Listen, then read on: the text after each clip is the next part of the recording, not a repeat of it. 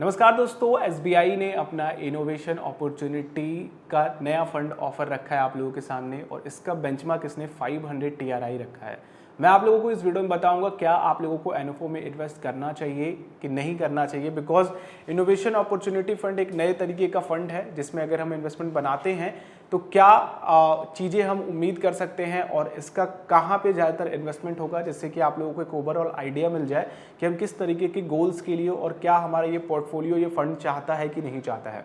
दोस्तों मैं हूं रवि, मैं इस तरह की लेटेस्ट टॉपिक्स पे वीडियोस बनाता रहता हूं और आप लोगों के फाइनेंस से रिलेटेड हेल्प करता हूं।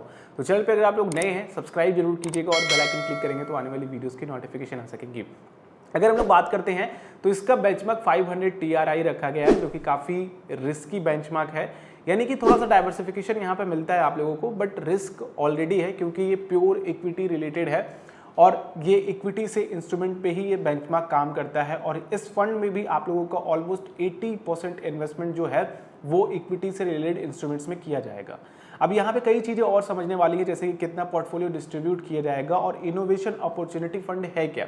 देखिए, इनोवेशन अपॉर्चुनिटी फंड अगर हम इंडिया की बात करें तो यहाँ पे तरह तरीके के अलग अलग तरीके की कंपनीज आ रही हैं और अलग अलग तरीके के इनोवेशन पे काम कर रही हैं और कई सारी कॉपी कैट कंपनीज हैं।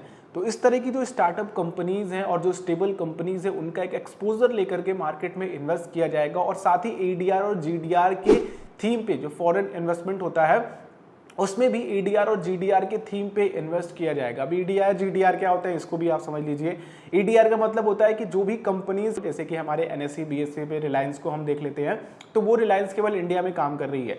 अब वहीं पे रिलायंस और भी अदर कंट्रीज में काम कर रही होती, लिस्टेड होती, तो फिर वो जीडीआर कंपनीज होती है। तो ऐसे स्टॉक जो आप लोगों के एक कंट्री में और दूसरे कंट्री में है तो वो एडीआर जीडीआर में होते हैं। तो ये भी अपॉर्चुनिटी आप लोगों को यहाँ पे देखने को मिलेगी आप लोगों के इन्वेस्टमेंट पोर्टफोलियो में।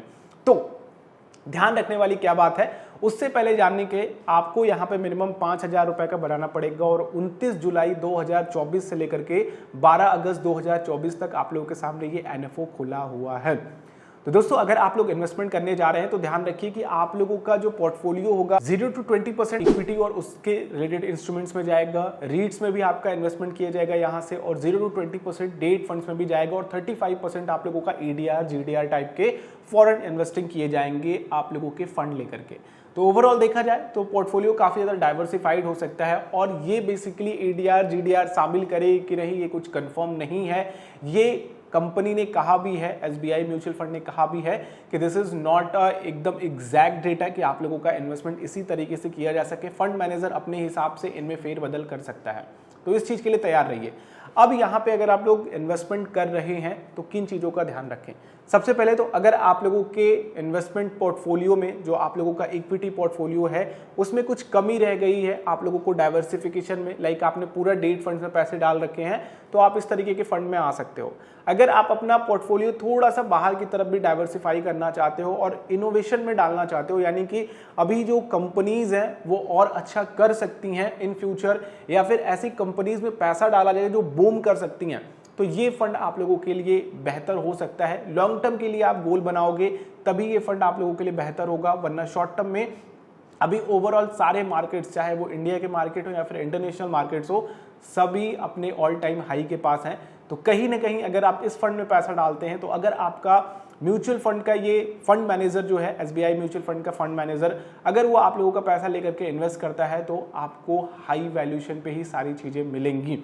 तो अभी इस फंड में पैसा डालने का मतलब ये नहीं है कि आप लोगों को 10 रुपए की एनएवी मिल रही है तो आप लोगों के लिए वो सस्ता है। आप लोग जो पैसा दे रहे हो वो पैसा पर्टिकुलर जो प्रेजेंट मार्केट प्राइस चल रही है उसी मार्केट प्राइस पे आपका पैसा इन्वेस्ट होगा किसी भी स्टॉक्स में। बाकी हम कुछ और थोड़ी सी इन डेप्थ जाएं, जैसे कि 500 टीआरआई इसका जो बेंचमार्क रखा गया है, इसके बेंचमार्क पे और भी बहुत सारे फंड है और 500 टीआरआई एक काफी हाई रिस्की बेंचमार्क है या फिर कह लीजिए इंडेक्स है, जो कि अगर हम देखें तो अदर फंड्स ने भी इसको बीट किया है और मे बी ये फंड भी लॉन्ग टर्म में बीट कर सकता है। तो 500 टीआरआई को अगर आप खोल करके देखते हैं केवल और केवल इस इंडेक्स को, तो इसने भी बहुत अच्छा रिटर्न निकाल करके दिया है और ये बेंचमार्क बहुत ही अच्छा बेंचमार्क माना जाता है। और अगर आप लोगों को इस बेंचमार्क से रिलेटेड इन्वेस्टमेंट कहीं मिल रहा है या फिर अगर देखा जाए इसको बीट करने के लिए बेंचमार्क बनाया जा रहा है, तो एक फंड की जो रिस्पॉन्सिबिलिटी होती है वो थोड़ी बढ़ जाती है और थोड़ी सी रिस्की हो जाती है।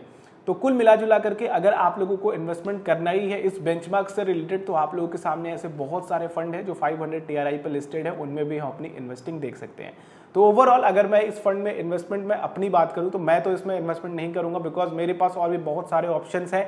ADR GDR को देख करके अगर आप लोग इसमें जाना चाहते हो तो जा सकते हो, बट SBI म्यूचुअल फंड ने ये बिल्कुल कंफर्म नहीं किया है कि वो 30% पैसा आप लोगों का एग्जैक्ट ADR GDR के थ्रू इन्वेस्ट करेगी। बाकी जो ऑप्शंस हैं वो ऑलरेडी आप लोगों को म्यूचुअल फंड्स में मिल रहे हैं। अगर आप मल्टी कैप्स में हो, अगर आप इंडेक्सेस में इन्वेस्टमेंट करते हो तो दैट इज गुड। बाकी आप लोगों को क्या मानना है, क्या आप लोग इस फंड में इन्वेस्टमेंट करोगे? नीचे कमेंट करके बता सकते हो। अगर कोई क्वेश्चन हो, कोई कंफ्यूजन हो तो आप मुझसे पूछ सकते हो। बाकी ये वीडियो में इतना ही है। वीडियो अच्छी लगी तो लाइक करके दूसरों के साथ जरूर शेयर करें। चैनल पे नए हैं इस तरह की इंस्टेंट वीडियोस के लिए सब्सक्राइब कीजिएगा और बेल आइकन क्लिक करेंगे तो आने वाली वीडियोस की नोटिफिकेशन आ सकेंगे। नेक्स्ट वीडियो मिलते हैं। आप लोगों का दिन शुभ हो। जय हिंद।